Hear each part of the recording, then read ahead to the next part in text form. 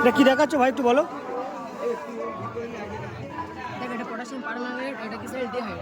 দেখতে পাচ্ছি বিভিন্ন ধরনের রয়েছে মূলো, বেশ বড় বড় সাদা মূলো, বেগুন রয়েছে বিভিন্ন ধরনের। দেখতে পাচ্ছি এই হচ্ছে নিমপিট রামকৃষ্ণ আশ্রম। আর এই রাস্তাটা যাচ্ছে জামতলার দিকে, কিছুটাই গেলে বিবেকানন্দ ময়দানটা পড়ে। নমস্কার বন্ধুরা, আরও একটা নতুন ব্লগে তোমাদের সকলকে অনেক অনেক স্বাগত। আজকের হচ্ছে ইংরাজি 26শে জানুয়ারি, অর্থাৎ গণপ্রজাতন্ত্র দিবস। আর আজকের থেকেই শুরু হচ্ছে নিমপিট কৃষি মেলা।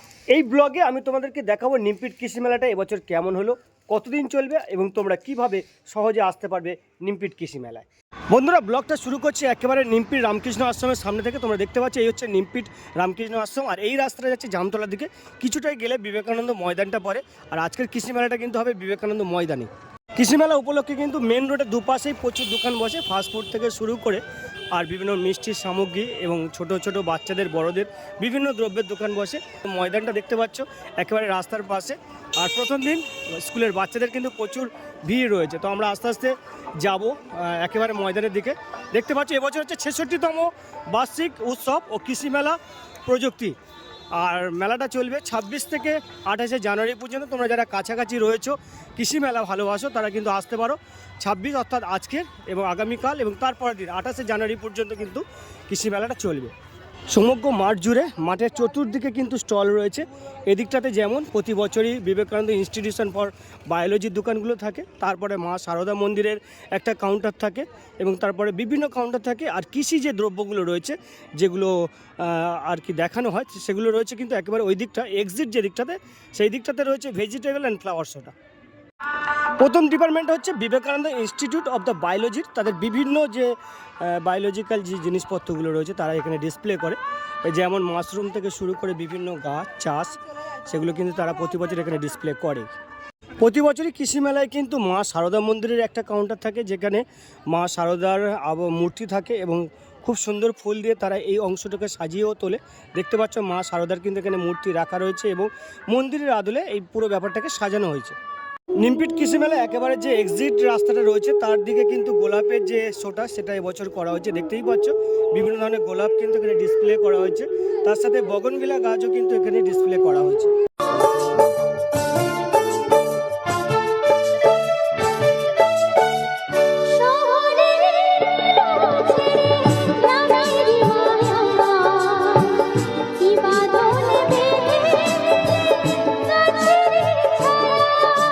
কৃষি মেলার এই কাউন্টারটা বেশ সুন্দর। এখানে স্বামীজির জীবনের বিভিন্ন ঘটনাগুলোকে পটচিত্রের মাধ্যমে তুলে দেওয়া হয় এবং একই সাথে কিন্তু বিভিন্ন ধরনের গাছেরও প্রদর্শন করা হয়, যেমন কমলালেবু গাছ রয়েছে, আমড়া গাছ রয়েছে, তার সাথে দেখতে পাচ্ছ বিভিন্ন ধরনের বেদানা গাছ রয়েছে। এগুলো কিন্তু এখানে বেশ সুন্দর করে ডিসপ্লে করা হয়েছে।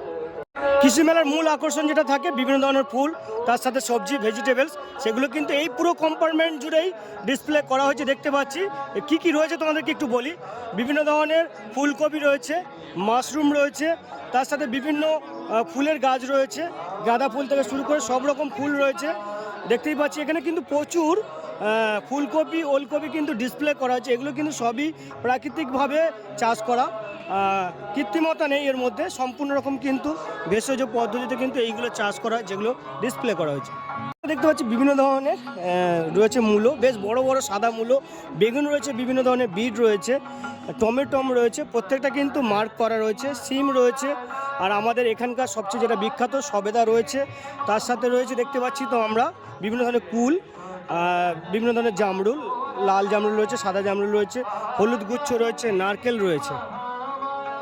বিভিন্ন ধরনের ধান এখানে রাখা রয়েছে চেনার জন্য, যেমন জামাই নাড়ু, সুগন্ধি, চীনা কামিনী, তালমুগুর, এই ধরনের বিভিন্ন ধরনের বীজ এখানে ডিসপ্লে করা হয়েছে বীজ সম্পর্কে আইডিয়া করার জন্য। তারপর এখানে একটা কৃষিকাজ, একটা নিবিড় কৃষিকাজ যে কীভাবে করা যায় সেটা কিন্তু এখানে ডিসপ্লে করে দেখানো হয়েছে।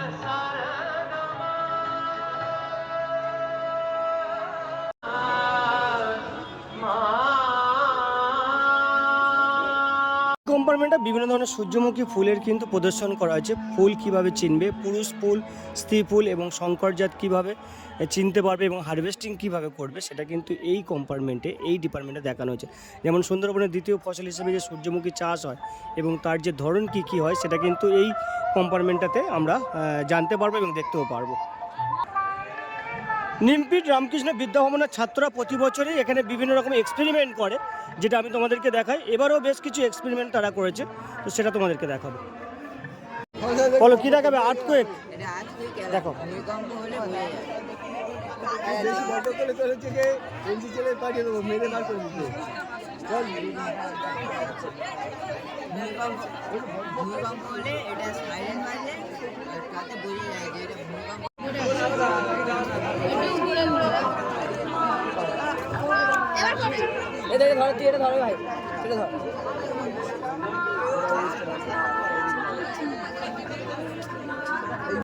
কি দেখাচ্ছ ভাই, একটু বলো।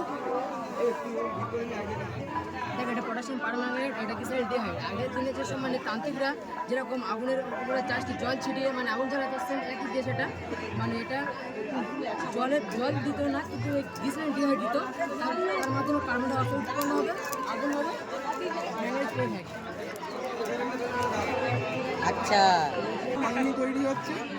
এটা আছে হচ্ছে ফ্যাটিক অ্যাসিড, তার সাথে সালফিউরিক অ্যাসিড, তার সাথে স্ট্রেনিং সলিউশন। এটা মিক্স করলে ইনস্ট্যান্ট পানি বেরিয়ে যায়। হাতে দিতে পারেন, সেম কাজ।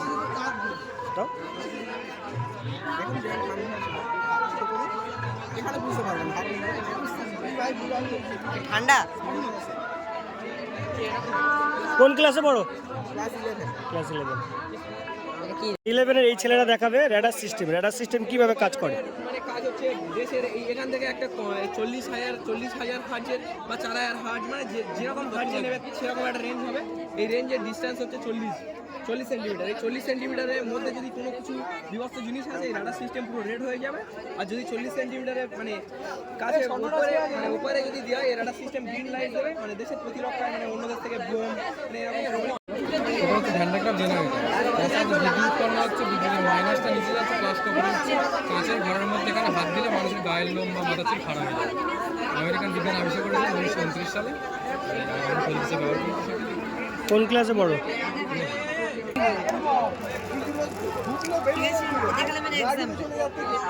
এবার আমি এর বিষয়ে কিছু যেভাবে আমাদের পৃথিবী আধুনিক যুগের দিকে এগোচ্ছে, সব মানুষ কি করতে যাচ্ছে না, কম সময়ের মধ্যে কিভাবে তাড়াতাড়ি কাজটা করা যায় এবং কম সময়ের মধ্যে কিভাবে বেশি ফায়দা লোডে যায় সেটা করতে। মানে মেকানিজমটা জানতে চাইছি, কি দিয়ে করেছিস ওটাকে? অনেক কিছু রয়েছে, যেমন এর মধ্যে একটা ব্যাটারি রয়েছে, মোটর রয়েছে, এই বক্সটা। কোন ক্লাসে পড়িস? কি দেখাবে? কোন ক্লাসে পড়ো? কি দেখাবে? আমি দেখো ফায়ার সেন্সার দেখো। এটা নানান জায়গায় লাগানো থাকে, জাহাজ, সাবমেরিন, অনেক হোটেলেও লাগানো থাকে।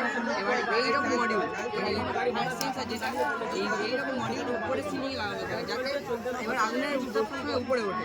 এবার উপরে ওঠার কারণে যখন এইটা আগুনের একটা নির্দিষ্ট হিট থাকে, এবার যখন সেই হিটে এই মানে মডিউলটা সেন্স করে, তখন আমি ওদের ওয়াটার পাইপের লাইনটা চালু হয়ে যায়। চালু হয়ে যাওয়ার পরে জল পড়া শুরু হয়। ব্রেকিং ডিভাইস, যে গাড়ি অ্যাক্সিডেন্টের কারণে যেন কোনো মানুষ রাস্তায় পাস হচ্ছে, সেটা দিয়ে সামনে যেন কোনো মানুষ হঠাৎ কোনো গাড়ির সামনে চলে এলে এটা অটোমেটিক ব্রেক করে দেবে। বা যেন গাড়ি যেতে যেতে হঠাৎ যে হাইওয়েতে যেমন কোনো গাড়ি ব্রেক করে দেয়, কিন্তু তার পিছনে অটোমেটিক যেটা অ্যাক্সিডেন্ট হয় সেটা হাত থেকে অনেকটা বাঁচা সম্ভব হয়। একটু দেখো।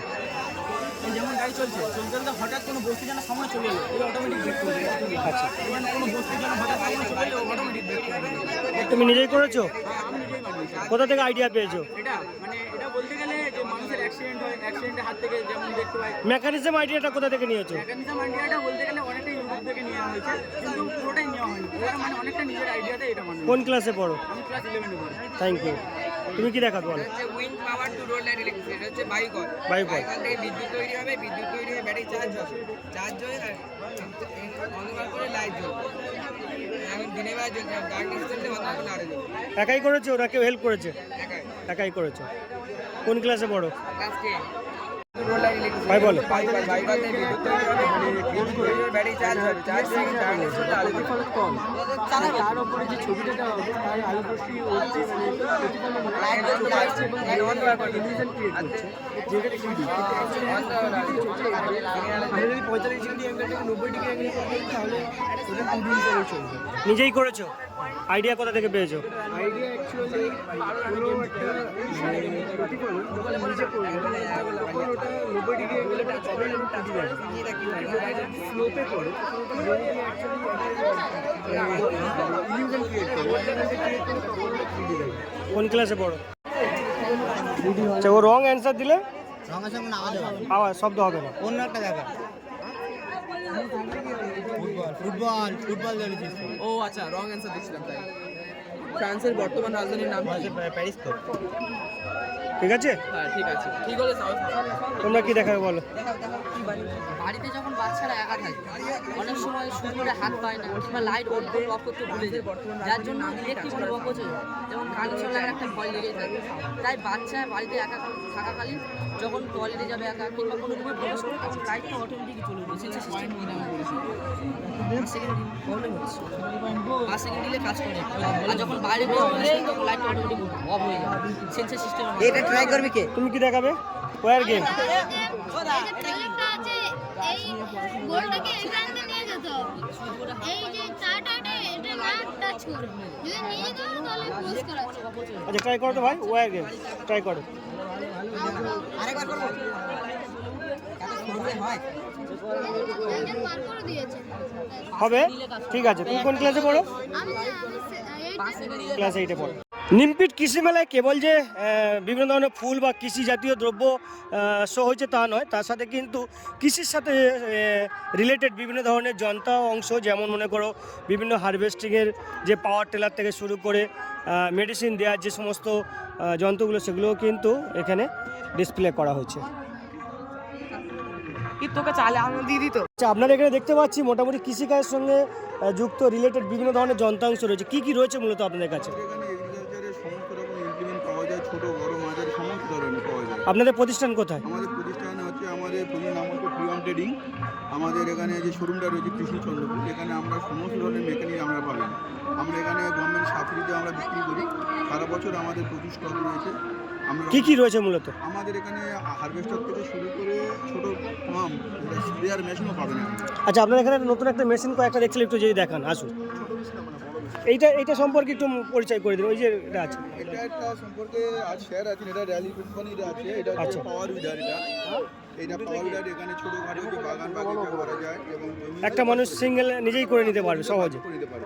আচ্ছা, ওটা ওটা হচ্ছে ম্যানুয়াল সিডার। ওই ম্যানুয়াল সিডারের মাধ্যমে আপনারা যেগুলো বীজ দেওয়া হয় সেই বীজ রোপণ করা যাবে। করা যাবে। আচ্ছা, আরেকবার আপনার অ্যাড্রেসটা বলে দিন। আমাদের অ্যাড্রেস হচ্ছে Priyam trading, Krishnachandrapur. Thank you.